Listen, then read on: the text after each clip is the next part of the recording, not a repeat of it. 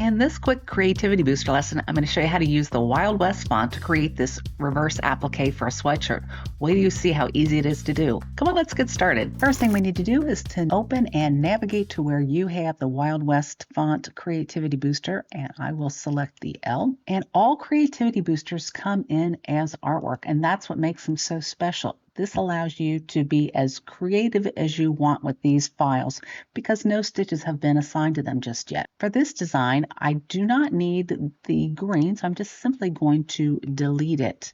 I'm looking at my file. I think I want to just straighten out the bottom of the L. So I'll press Path Edit, and I'm just going to drag my cursor over those three nodes and simply delete them. And I'll just bring this one down. This looks great. So this booster happens to come in at 21 by 25 millimeters. We need to make this really large because it is a reverse applique going on the front of a sweatshirt.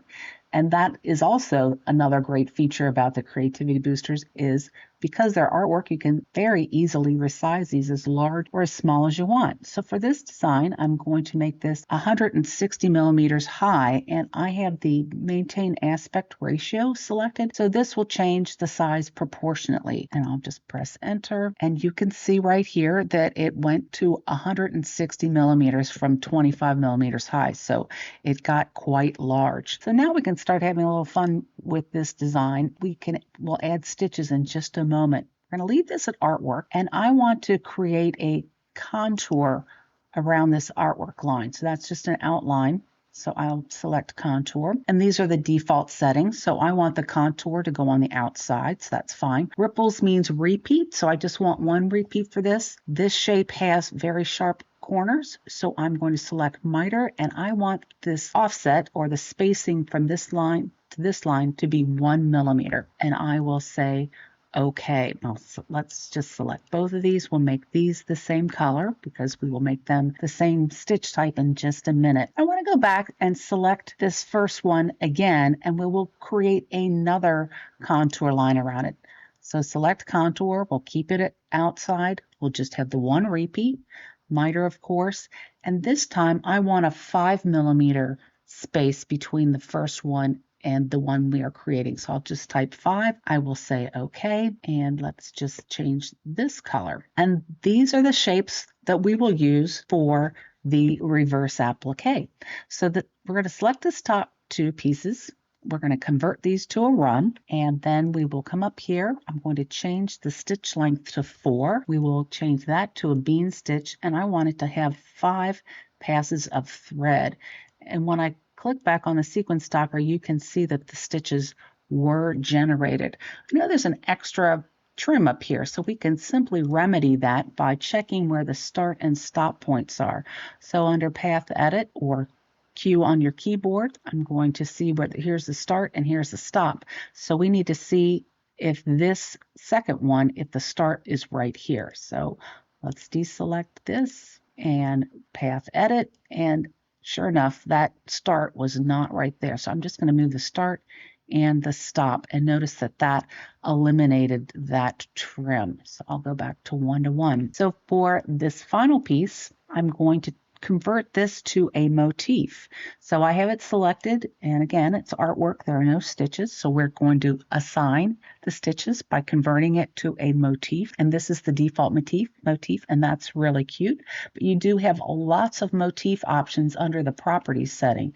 So if you come under properties and scroll down here to motif, you can see that there are tons of motifs. And so for this one, I used F78.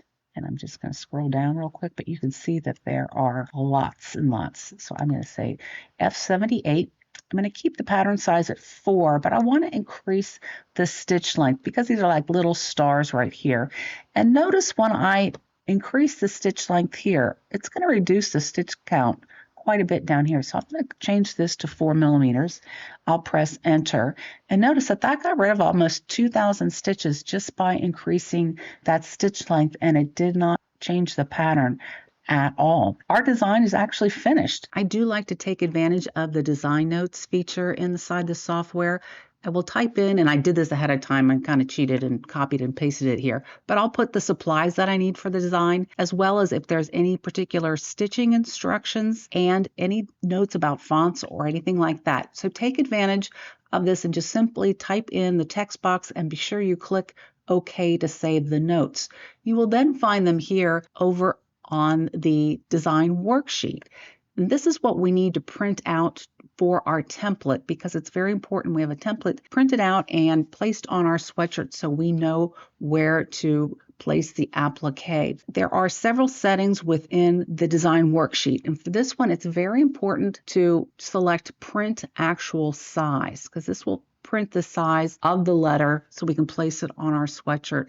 And also you want to select show crosshairs, and this helps in aiding the placement of the design on your sweatshirt. So you can see this right here. I'll cut this out and then I will pin it on my sweatshirt, and I'll show you the steps on how we stitch this out in just a moment. But as you can see, the next page, it does reduce the size of your design, but it does include all of the design notes that you typed in earlier. I'll just say close. You would go ahead and print that out. The next thing we need to do is just simply save our design. So you'll type it and you'll save it as a JDX file, and then you will export it in your favorite machine format by clicking the drop down arrow, and you will then be able to put the USB inside your embroidery machine and stitch the design out. Print out your template and mark a little cut line in the center of the design. Carefully pin the template to your sweatshirt and snip the sweatshirt on the cut line.